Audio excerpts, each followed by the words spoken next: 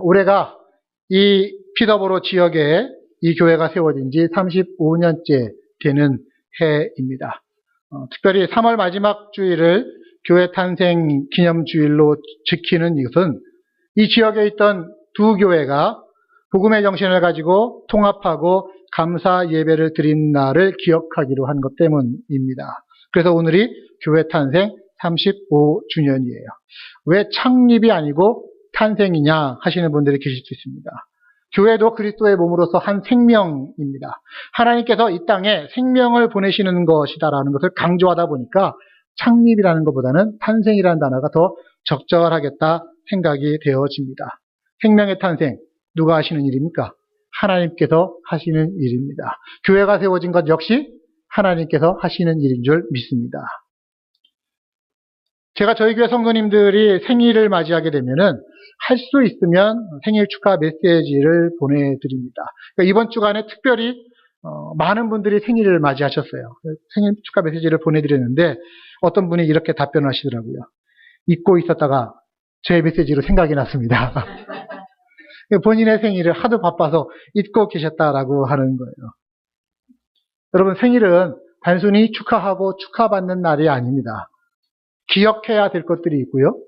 되새겨야 될 것들이 있는 날이라고 생각합니다. 그래서 제가 생일 축하 메시지를 보낼 때 항상 이런 비슷한 메시지를 보내드립니다. 하나님께서 이 땅에 보내신 파송 기념일을 축하드리고 또 보내신 이의 뜻을 알고 그것을 받들어서 이루어드리며 그 과정에 보람과 기쁨이 넘치는 삶이 되기를 바랍니다. 이렇게 해서 보내드리는 거예요. 보내신 이의 뜻, 나를 보내신 이가 있습니다. 누굽니까? 하나님이세요. 그분의 뜻을 알고 그 뜻을 이루어가는 인생이라면 복된 인생이 될 수밖에 없겠지요. 아직도 우리가 이 땅에 살아있다는 것은 그분의 뜻을 이루어가고 있는 중이기 때문임을 우리는 알아야 되는 겁니다. 교회도 마찬가지입니다. 하나님께서 이 땅에 이 교회를 세워주셨습니다. 하필이면 이 지역에 심으셨습니다. 그리고 오늘까지 이어오게 하셨습니다. 이 모든 과정에 누구의 뜻이? 하나님의 뜻이 함께하고 계심을 믿으시기를 바랍니다. 아직까지 생명으로 이 교회가 살아있다는 것, 하나님의 이유, 존재의 목적이 있음을 또한 우리는 기억하는 것입니다. 그래서 오늘 우리 본문을 통해서 교회 탄생 기념일을 맞아서 우리가 기억하고 되새겨야 될 것들을 함께 생각을 해보려는 것입니다. 오늘 본문은 원래는 여호수아 마지막 장인 24장 전체로 여러분 생각하시면 좋을 것 같아요. 여호수아가 죽기 직전에 이스라엘의 모든 지파 대표들을 세겜 땅으로 불러 모으고 마지막으로 한 일이 바로 오늘 본문의 일입니다. 그 핵심이 뭐냐? 하나님과의 약속, 언약을 리뉴하는 거예요. 갱신하는 거예요. 그리고 거기에 기념비를 세운 일이었습니다. 언약을 왜 갱신해야 될까요? 언약을 왜 기억해야만 될까요? 왜 언약이 중요한가?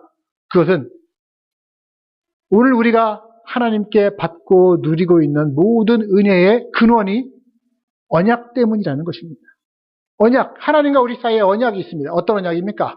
하나님은 우리의 아버지가 되시고 하나님이 되셔서 우리에게 은혜를 베푸시고 복을 내리시고 필요한 것들을 채우신다라는 약속. 또 우리는 하나님의 자녀가 되고 하나님의 종이 되어서 하나님을 섬기며 하나님께 영광을 돌리며 살겠다라고 하는 약속. 그 서로 간의 약속이 맺어진 것. 이게 언약이라고 하는 거예요. 그래서 언약을 마지막에 다시금 되새기는 것이 지금 여호수아가 하고 있는 일입니다. 여호수아서를 쭉 읽어보셨으면 여호수아서에는 7개의 기념비가 세워져 있다는 것을 여러분 아시게 됩니다. 그 중에 3개는 돌무덤으로 세워져 있고요. 나머지 4개는 기념비로 세웠습니다. 그 기념비들을 살펴보면서 오늘 우리 하나님의 백성들이 기억해야 될, 마음에 새겨야 될 것들이 무엇인가를 함께 찾아보기를 원합니다. 자, 여호수아서의 첫 번째 기념비가 어디에 세워졌을까요? 어디에 세워졌죠? 길갈입니다. 길갈. 네.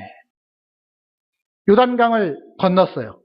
그리고 거기 건너자마자 길갈이라고 하는 땅에다가 기념비를 세웁니다. 요단강을 건널 때 그 이스라엘 백성들이 넘실대는 그 요단강 앞에서 어떻게 건너야 될지를 고민했습니다. 하필이면 그때가 강물이 가장 많이 범람하던 시기였거든요. 그런데 하나님께서 그 요단강을 끊으셨어요. 강물이 위에서 멈춰지게 하셨어요. 갈라놓으신 겁니다. 그리고 백성들은 그 강 가이를 기쁨과 감격으로 건너갔습니다. 그때 하나님이 명령하신 겁니다. 요단강 한 복판에서 각 지파마다 돌 하나씩을, 그러니까 12개의 돌을 가지고 와서 그것을 기념으로 삼으라고요. 여호수아서 4장 20절입니다. 여호수아가 요단에서 가져온 그 12돌을 길갈에 세우고 이스라엘 자손들에게 말하여 이르되 후일에 너희 자손들이 그들의 아버지에게 묻기를 이 돌들이 무슨 뜻입니까? 하거든 너희는 너희 자손들에게 알게 하여 이르기를 이스라엘이 마른 땅을 밟고 이 요단을 건넜습니다. 이것의 증거가 바로 이 돌이다 라고 하는 것입니다. 이스라엘이, 우리의 조상들이 이 요단강을 건너갈 때에 강물이 갈라졌고 강을 건넜다. 강을 헤엄쳐서 걷는 게 아니라, 강을 배 타고 걷는 게 아니라 강 바닥을, 마른 땅을 밟고 건너갔다. 하나님께서 그렇게 하셨다라는 것을 기억하기 위함이라는 겁니다. 여러분, 요단강 가에서 건져낸 돌, 강물 속에서 수많은 세월 동안 물살에 깎이고 깎여서 아주 맨질맨질해진 돌입니다. 그래서 하나님께서 강줄기를 끊지 않으셨다면 도저히 그때 당시에는 강바닥에서 그런 돌을 건져 올릴 수가 없었을 때에 그 돌을 가져다가 기념으로 세웁니다. 왜? 요단강을 건너게 하신 하나님의 기적적인 은혜를 기념하기 위해서입니다. 또한 기억시키기 위함입니다. 전승시키는 거예요. 후손들이 묻습니다. 이 돌이 뭐예요? 물을 때에 너희의 선조들이 요단강 동쪽에서 하나님이 약속하신 그 가나안 땅으로 들어올 때에 하나님이 강이 끊어지는 기적적인 역사를 통해 우리 조상을 안전하게 건너게 하셔서 결국은 이 약속의 땅으로 들어오게 하셨다. 누가 이루셨다고요? 하나님이 이루셨다라는 것을 강조하고 가르쳐주기 위해서 그 기념비를 세운 겁니다. 결국 길갈에 세워진 이 기념비는 하나님의 신실하심을 기억하고자 하는 것입니다. 우리 한번 따라합시다. 하나님은 신실하신 분이시다. 아멘. 네, 하나님은 약속하신 것은 반드시 지키시는 분입니다. 그 앞에 어떤 어려움이 있더라도 약속의 땅으로 반드시 들어가게 하신다는 겁니다. 그리고 말씀드렸듯이 기념으로 세워진 것 중에 3개의 돌 무덤이 있었습니다. 첫 번째 돌 무덤은 아간의 시신 위에 세워진 돌 무덤이에요. 여리고성을 기가 막힌 방법으로 정복을 했습니다. 그 다음에 아이성이라고 하는 조그만 성이 있었어요. 근데 그 작은 성과의 전투에서 의외로 패배를 합니다. 이유가 뭐였습니까? 여리고성의 모든 물건 하나님께 바치라라고 했었는데 그 하나님께 바친 물건에 누군가 손을 댄 거예요. 한국말로 하면 세비를 친 거죠. 가로챈 겁니다.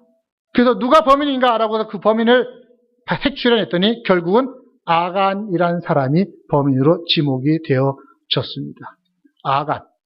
한국말로는 아간으로 성경에 기록되어 있지만 영어 성경을 보니까 여기 있나요? 아칸이라고. 아칸. 이름을 잘 줘야 되는 것 같아요. 아칸이라고 하는 사람이 하나님께 바친 물건을 훔쳤다가 결국 그것이 드러납니다. 7장 25절 여호수아가 이르되 네가 어찌하여 우리를 괴롭게 했느냐 여호와께서 오늘 너를 괴롭게 하시리라 하고 온 이스라엘이 그를 돌로 쳤고 물건들도 돌로 치고 불사르고 그 위에 돌 무더기를 크게 쌓았더니 오늘까지 있더라. 그래서 이 아간의 돌 무덤을 갖다가 나중에 그것이 이름이 어떻게 기록되어 있느냐 아골 골짜기라고 기록이 되어져 있답니다. 두 번째 돌 무덤도 있어요. 배반자 아간을 색출하고 처형한 후에 다시 하나님의 말씀을 따라서 아이성을 공격했을 때 이번에는 진짜 승리하게 되어집니다. 그리고 아이성 왕의 목을 쳤습니다. 그리고 그 시체를 돌무덤으로 만들어서 놓았습니다.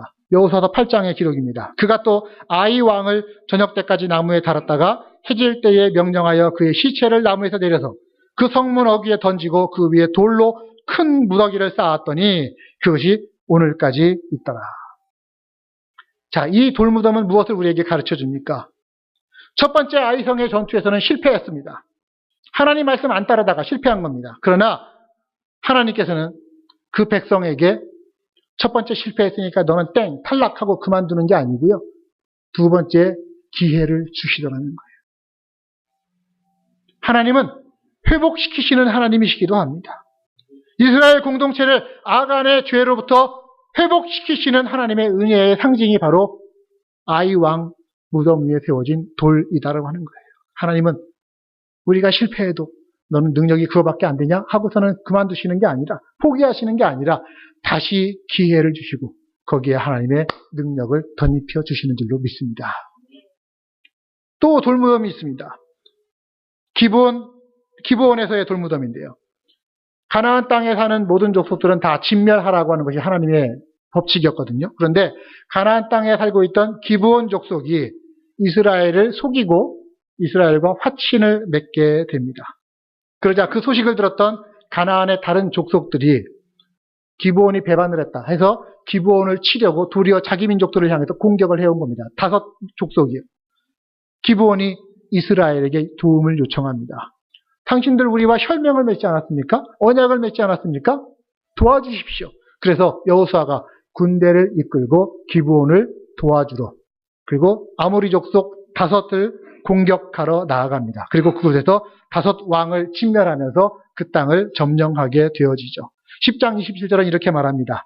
해질 때에 여호수아가 명령하며 그들의 시체를 나무에서 내려서 그들이 숨었던 굴 안에 던지고 굴 어귀를 큰 돌로 막았더니 오늘까지 그대로 있더라.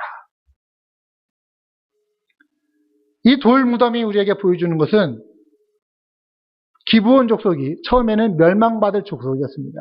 그러나 그들이 비록 속여서라도 이스라엘과 화친을 맺었을 때에 하나님은 어떻게 하시느냐? 일단 하나님과 주종관계의 언약을 맺은 사람은 어떻게든지 하나님이 보호하시고 책임지신다라고 하는 것을 우리에게 가르쳐 줍니다. 여러분, 하나님은 언약 안에 들어온 자기 백성을 책임지시는 하나님이심을 믿으시기를 바랍니다. 하나님은 그런 분이에요. 자기 백성을 책임지시는 분. 약속에 대해서 신실하신 분. 어떻게 해서든지 자기 백성은 품에 안으시고 그들을 보호하시는 분.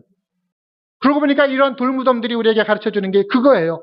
하나님의 말씀이, 하나님과의 약속이 얼마나 중요하고 우리가 지켜야만 하는 것들인지, 그것에 신실하게 순종하면 복을 받았지만 불순종한 아간, 대항하는 아모리 왕들, 결국은 화를 당하게 되었더라는 것을 보여주는 것이 이 돌무덤의 모습들인 것입니다. 그래서 이런 내용을 강조하기 위해서 아예 기념비를 세우기도 했습니다. 아이성을 점령한 이후에 여호수아는 에발산에 가서 거기에 제단을 쌓고 백성들이 보는 앞에서 하나님의 율법을 돌에다가 새겨 넣습니다. 8장 30절, 32절입니다. 그때에 여호수아가 이스라엘의 하나님 여호와를 위하여 에발산에 한 제단을 쌓았으니 여호수아가 거기서 모세가 기록한 율법을 이스라엘 자손의 목전에서 그 돌에 기록하였다. 그리고 이스라엘 백성들은 축복과 저주의 말씀을 거기서 낭독하게 됩니다. 똑같은 이유 때문이죠. 이스라엘 백성이 만약에 하나님의 말씀에 순종하면 하나님은 약속하신 복과 은혜를 주시겠지만, 늘 함께 하시겠지만, 그러나 하나님의 말씀에 불순종하면 어떻게 되느냐? 어쩔 수 없이 거기에 화가 미칠 것이다 라고 하면서 에발산, 그림산 이렇게 모여서 서로 화의 말씀, 복의 말씀을 갖다가 서로 응답하면서 합창을 했다라고 하는 겁니다. 또 다른 목적의 기념비도 있습니다. 가나안 땅의 정복이 거의 마무리되어 갈 즈음입니다. 아시다시피 요단강 동쪽에 미리 확보했던 땅을 점령했고 차지했던 분배받은 세 지파가 있었습니다. 그리고 약속 따라서 요단강을 건너와서 가나안 땅을 점령하는 일에 함께 동참을 했고, 이제 그 때가 거의 다 돼서 자기들의 원래 분배받은 요단강 동쪽 땅으로 돌아가려고 하는 겁니다. 그때 그들이 돌아가면서 요단강을 건너기 전에 강가에다가 큰 제단을 쌓았습니다. 22장 10절에 이렇게 나옵니다. 르우벤 자손과 문 앞에 반 지파가 가나안 땅 요단 언덕가에 이르자 거기서 요단가에 제단을 쌓았는데 보기에 큰 제단이었더라. 어느 정도 컸느냐? 요단강 동쪽 건너가서 보더라도 거기에서 그 제단이 서 있는 곳이 환히 보일 정도로 큰 제단을 쌓아 놓았다라는 거예요. 이 소식을 가나안 땅에 정착하던 나머지 지파들이 듣고 흥분을 했습니다. 흥분을 해가지고서 그 옛날 기브온을 치러 오던 아모리 족속들처럼 도리어 자기 족속들을 치러 오는 거예요. 왜? 와서 이렇게 말합니다. 너희가 이제 강 건너 살면서 하나님이 지정하신 곳, 하나님이 약속하신 방법, 하나님이 말씀하신 제사 방법, 이것들을 따르지 않고 니들 마음대로 그곳에서 제사하려고 하느냐? 니들의 방식대로 제사하려고 하느냐? 라고 하면서 만약에 그런다면은 너희가 오늘 전투를 피하지 못할 것이다 하고서는 칼을 갈고 따라온 거예요. 그때 제단을 쌓은 사람들, 요단강 동쪽에 자리 잡고 있는 사람들이 이렇게 답변을 합니다. 오해입니다. 오해. 제 말을 잘 들으십시오. 그러면서 하는 말. 가나안 땅에 정착한 지파의 후손들, 당신들의 후손들이나 우리 요단강 동쪽에 정착한 우리의 후손들이나 똑같이 하나님의 자녀임을, 하나님 섬기는 백성임을 기억하게 하기 위해서 우리가 그 제단을 쌓은 겁니다. 우리 마음대로 예배하기 위한 게 아닙니다. 다른 신 예배하기 위해서 제단을 쌓은 게 아닙니다. 다 사는 곳이 어디인지 다를지라도 누구나 다 하나님 은혜 안에 있는 백성임을 상징하기 위해서 우리가 그 제단을 쌓았을 뿐입니다. 라고 얘기를 했습니다. 결국에 그 기념비는 우리에게 이것을 가르쳐 줍니다. 시대를 뛰어넘을 수 있는 거예요. 하나님의 은혜는. 하나님의 은혜는 장소도 지역도 뛰어넘는 겁니다. 그들이 어디에 살든지 상관없습니다. 하나님 믿는 믿음의 고백만 하고 있으면 다 하나님 백성이고 믿음의 공동체임을 강조하는 기념비입니다. 그래서 22장 34절은 말합니다. 루벤 자손과 갓 자손이 그 제단을 엣이라고 불렀으니 우리 사이에 이 제단은 여호와께서 하나님이 되시는 증거라. 우리 하나님이시라는 것을 기억하기 위해서 그 제단을 쌓았다라고 하는 것이죠. 그리고 이제 마지막 기념비가 오늘 본문인 여호수아서 24장에 나옵니다. 자, 그 마지막 기념비를 설명하기에 앞서서 지금부터 제가 조금 복잡한 내용을 여러분들에게 전달해 드릴 거니까 귀를 쫑긋 세우고 잘 집중해서 들어보십시오. 여호수아서 24장을 보시면서 비교하면서 좀 들으시기를 바랍니다. 무슨 내용이냐면 당시에 그 가나안 땅을 비롯한 고대 근동 메소포타미아 지역에서 국가와 국가끼리 맺었던 종주권 계약에 대한 내용입니다. 종주권이 뭘까요? 한 나라가 다른 나라와 전쟁에서 이겼습니다. 그러면 이긴 나라가 이제는 주인의 나라가 되어지고요. 진 나라는 종의 나라가 되어지면서 그 두 나라 사이에 서로 계약을 맺는 겁니다. 이제부터는 A가 B의 주인이 되고 B는 A를 섬기는 나라가 되리라 라고 하는 그런 계약을 맺는데 그 계약 내용에 보면 조약들을 세우거든요. 조약에 이런 내용들이 들어갑니다. 첫 번째는 계약의 당사자가 누구냐라고 하는 겁니다. 그래서 조약을 맺는 두 당사자의 이름이 거론이 됩니다. 나라가 되기도 하고 개인이 되기도 하겠죠. 그 다음에는 역사적인 서원을 거기에 기록을 합니다. 어떤 내용이냐? 주인된 나라가 신하된 나라에게 어떤 은혜와 어떤 자비를 베풀었는지라고 하는 것들. 너희들은 원래 다 죽어야 할 백성들인데 우리가 너희들에게 은혜를 주었고 살려주었고 너희를 지켜줄 것이다. 이런 내용들을 기록을 쭉 하는 거예요. 그 다음에 이어지는 내용은 뭐겠습니까? 신하된 나라는 주인된 나라에게 어떤 책임을 다해야 되는가라고 하는 규정들을 또한 적습니다.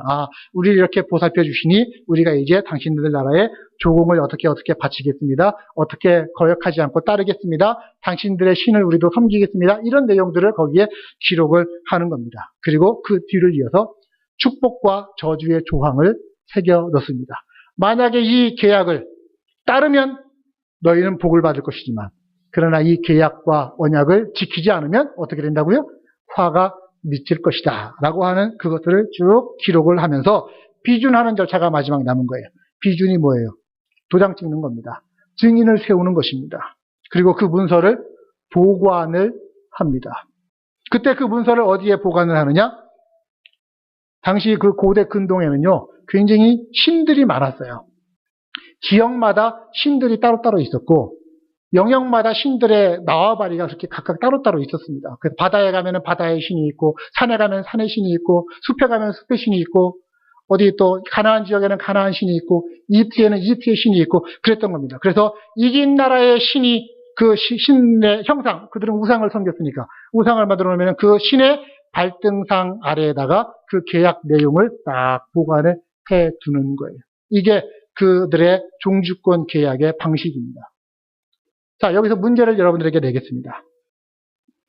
모세가 시내산에 올라가서 하나님께 십계명의 언약을 받았습니다. 그것이 새겨진 돌판을 갖고 내려왔습니다. 그 돌판을 어디에다가 보관을 했죠? 어디에 보관을 했죠? 모르시세요? 아니면 아시면서 모르시는 척 하시는 분? 네. 말씀하셨어요? 네. 언약궤 안에다가 보관합니다. 언약궤라고 하는 이름 자체가 뭐예요? 하나님과의 언약의 내용을 담은 궤짝이라고 하는 겁니다. 그런데 원래는 이 언약궤에서 중요한 부분이 어디냐? 뚜껑이에요. 뚜껑. 천사가 수호를 하고 있습니다. 양쪽에서. 그것이 왜 중요하냐? 이유가 있어요. 그 뚜껑은 원래 이름은 시은소입니다. 시은소. 하나님의 은혜가 시작되는 자리라고 하는 뜻입니다.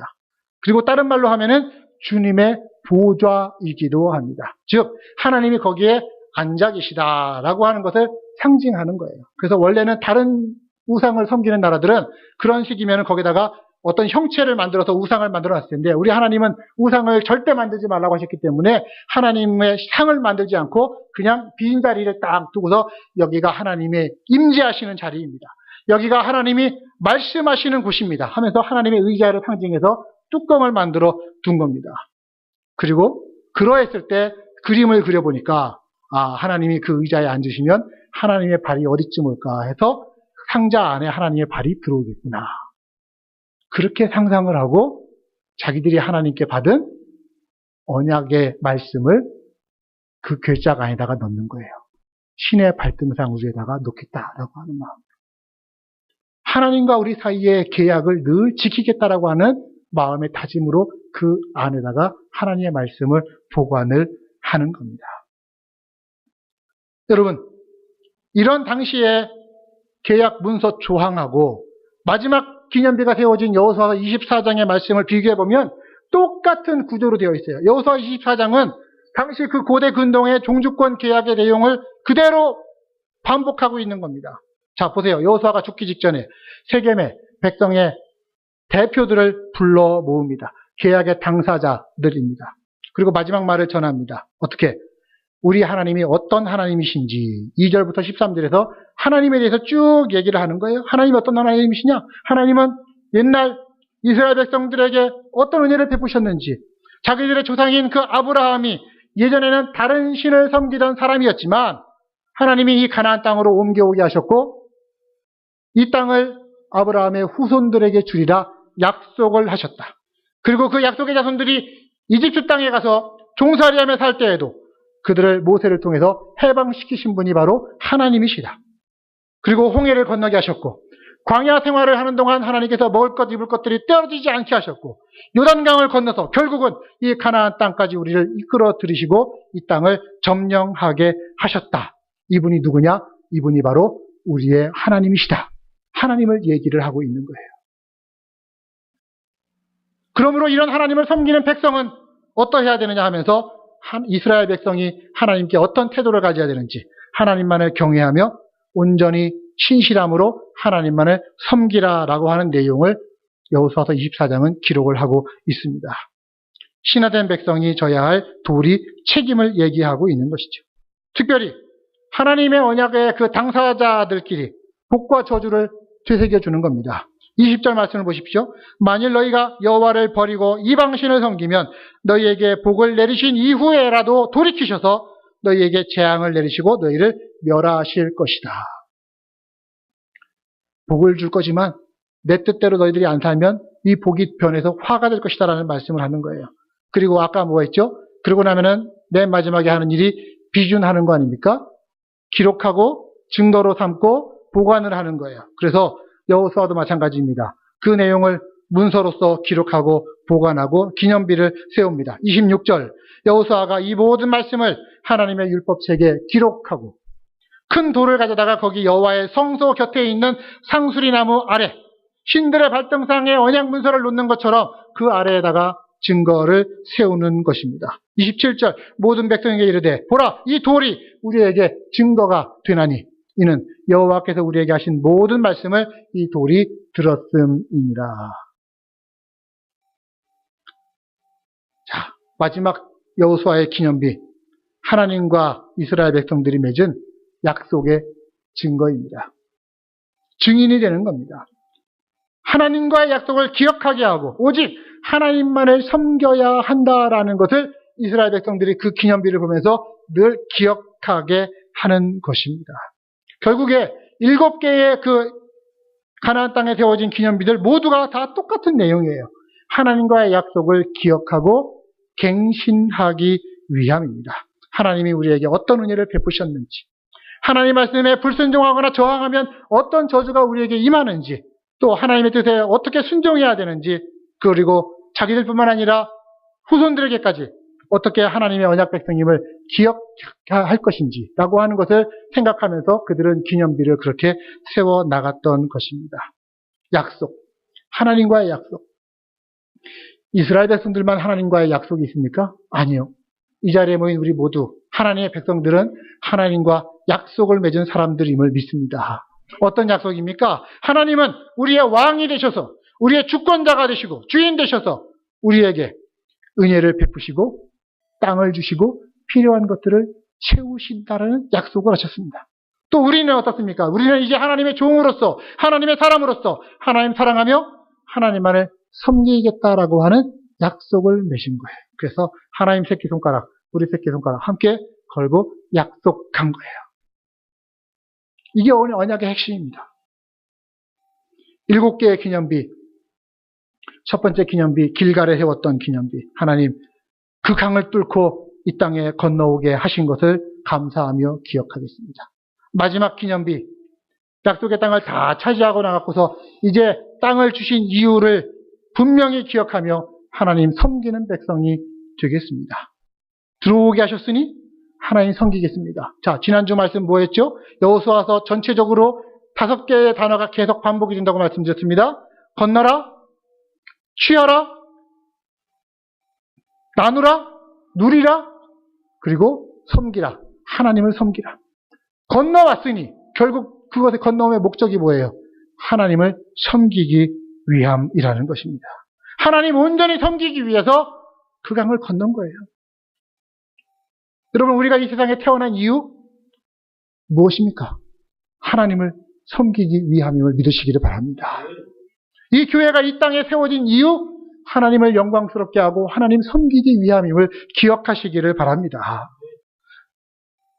그래서 여호수아가 15절에 보십시오. 너희가 섬길 자를 오늘 택하라.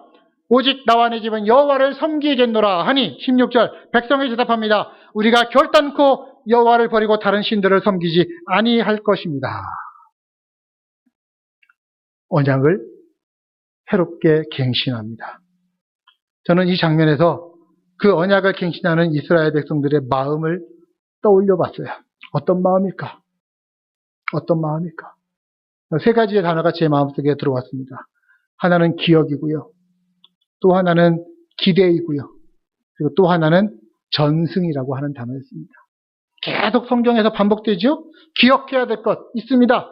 지금까지 하나님이 베푸신 은혜를 기억하고 또 그런 하나님이 자기 민족과 자기의 가족과 자기의 주인 되신 것이 얼마나 복된 것인지를 기억하고 그리고 그 하나님과의 약속이 얼마나 중요한지를 기억하는 것입니다.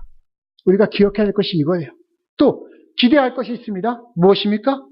그 언약 관계 안에서 우리가 온전히 하나님만을 섬기면 하나님이 어떤 복과 어떤 은혜를 주실지 우리는 기대할 수 있습니다. 여러분 기대하십니까?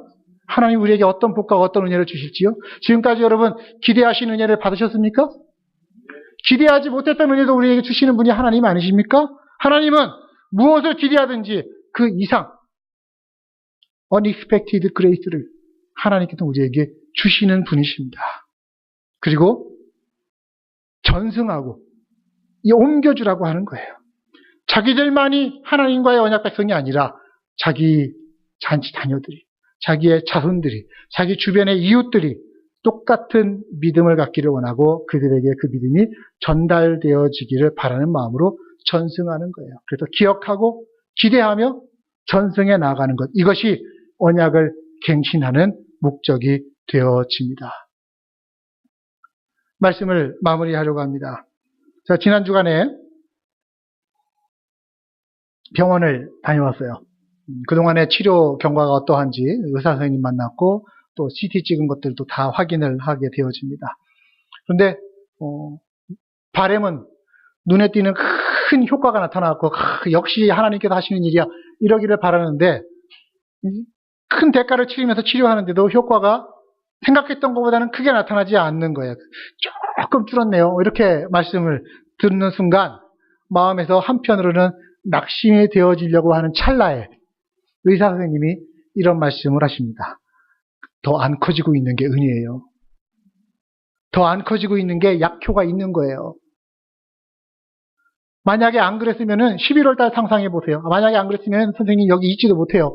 이런 얘기를 하고 있는 것을 들었습니다. 그때 제가 정신이 번쩍 들었어요. 생존에 있으면 그게 좋은 거구나. 살아있으면 좋은 거구나. 왜? 살아있다는 건 하나님 편에서 보면 이유가 있어서 살려두시는 것이기 때문입니다. 사명이 있기 때문에 하나님은 생명을 이어가게 하시는 거예요. 한 인간의 생명도 마찬가지고요. 교회의 생명도 마찬가지입니다. 탄생시키신 하나님의 이유, 목적이 있습니다. 아직까지 살아있게 하고 아직까지 존재하게 하는 하나님의 이유와 목적이 이 교회 안에 있는 줄로 믿습니다. 우리 교회가 탄생 35주년, 35이면 이제 장년이에요. 장년. 살아있는 이유가 있습니다. 오늘까지 하나님이 키우신 이유가 있습니다. 그래서 우리가 그것들을 생각하면서 우리의 마음에 오늘 기념비를 세우기를 저는 기대합니다. 마음 깊숙한 곳에 그 기념비를 세우는 거예요. 왜? 기억하기 위해서. 지금까지 지내온 것 주의 크신 은혜입니다. 그것을 기념하고 하나님께 감사합니다. 그리고 또한 앞을 내다보면서 앞으로 하나님께서 이 교회를 통해서 하실 일도 저희들은 기대합니다. 소망합니다. 그리고 우리의 믿음이 우리 자녀들에게 전승되기를 원합니다. 이어져 가기를 원합니다. 그래서 오늘 말씀 제목을 이렇게 잡은 거예요. 어제의 은혜, 오늘의 감사, 내일의 기대. 아멘. 우리 한번 따라 합시다. 어제의 은혜, 오늘의 감사, 내일의 기대. 자, 어제의 은혜를 주신 하나님께 우리 감사합시다. 네, 오늘의 감사함을 하나님 앞에 올려드립시다. 그리고 내일의 기대를 모아서 이 모든 것을 결국 이루어 가실 우리 하나님을 찬양하는 여러분들 되시기를 바랍니다. 우리 하나님께 한번 박수 영광 드릴까요? 네. 마지막 이야기 하나만 더 해드리도록 하겠습니다. 우리 사진을 한번 보여주시죠. LA에 있는 동양선교 교회라고 여러분 잘 아실 겁니다. 그 교회를 건축하면서 머릿돌에 이런 머릿돌에 있는 글귀를 비석을 세워 놓았습니다. 내용은 이래요. 후일에 우리 자녀들이 묻기를 왜 이 건물을 지었느냐 하거든. 그때 그들에게 알게 해주세요. 그들의 조상들이 이국 땅에서 믿음의 육신을 시간들을 이어가는 동안 땀 흘리면서 세운 하나님의 집이다. 그것을 자기들만의 헌신의 고백이 아니라 자기 자녀들에게까지 이어져 가게 하기 위해서 그 기념비를 세웠던 겁니다. 어제의 은혜를, 오늘의 감사를, 내일의 기대를 우리 자신만이 아니라 우리 자녀들에게, 우리 후손들에게 전해주어야 되지 않겠습니까? 내가 만난 하나님을 내 다음 세대에게 전해주는 것이, 우리 하나님이 우리를 위해서 하신 일들을 알려주는 것이, 그리고 그 하나님이 나의 하나님뿐만 아니라 내 자녀의 하나님이시다라는 것을 알게 하는 것이, 이게 우리에게 주어진 목 아니겠습니까? 그래서 그런 하나님을 우리가 어떻게 섬기며 살았는지를 우리는 자녀들에게 좀 가르쳐줘야 할 필요가 있다고 생각합니다. 그걸 기념비로 세우는 거예요. 신앙의 내용, 헌신의 내용들. 오늘의 세상이 참 세상이 살기 편해졌기 때문에 세월이 지나갈수록 하나님께 헌신하는 것이 주저되고 손아되는 것 같고 피해가고 싶은 길이기도 합니다. 그래서 헌신이라고 하면 헌신주일에는 예배당 안 오시는 분들도 어떤 분들은 계시다고 하더라고요. 왜? 헌신하기 싫다는 거예요. 그냥 나는 예배 출석하고 하나님 백성으로 사는 건 좋지만 헌신하기는 싫다. 그러나 우리가 우리 자녀들에게 물려줘야 할 것이 바로 이 꾸준한 헌신의 기록들 아닐까요? 핑계대지 않는 헌신의 내용들을 우리 자녀들에게 전달해 줘야 되지 않을까요? 때로는 하나님 필요하면 하나님 내가 큰 헌신을 하나님 앞에 드리겠습니다 라고 하고 그 헌신의 내용을 우리 자녀들에게 가르쳐 줘야 되지 않을까요? 부모가 자녀에게 많은 유산 남기는 것보다 더 좋은 건 이 세 가지를 남기는 것이라고 생각합니다. 첫 번째는 좋은 기억을 남겨주는 것. 두 번째는 좋은 습관을 남겨주는 것이고요. 그리고 세 번째는 좋은 이상을 남겨주는 겁니다. 함께 예배하는 좋은 기억들을 여러분의 자녀들에게 나누어 주실 수 있기를 바랍니다. 하나님 우선으로 살아가겠다는 그 삶의 습관과 내용을 여러분의 자녀들과 공유하실 수 있기를 바랍니다. 그리고 하나님만 우선으로, 하나님 제일주의로 살겠다라는 그 비전을 여러분 자녀들에게 전염시켜 주실 수 있기를 바랍니다. 이게 우리가 줄 수 있는 최고의 유산이 될 것입니다. 자, 하나님의 이야기가 이 세상 곳곳에 있습니다. 특별히 이 교회를 지탱하고 있는 하나님의 이야기, 이 교회를 만들어가고 있는 하나님의 이야기, 하나님의 꿈, 하나님의 소망이 이 교회 위에 있는 줄을 저희는 믿습니다. 오늘 우리 피터보로 바울선교교회 탄생 35주년을 맞아서 그 하나님의 이야기를 듣고 그 하나님의 이야기에 손과 발이 되어서 함께 하나님의 꿈을 이루어가는 이 자리에 모신 모든 성도님들, 그런 멋진 믿음의 공동체가 되기를 주님의 이름으로 축복합니다. 기도하도록 하겠습니다.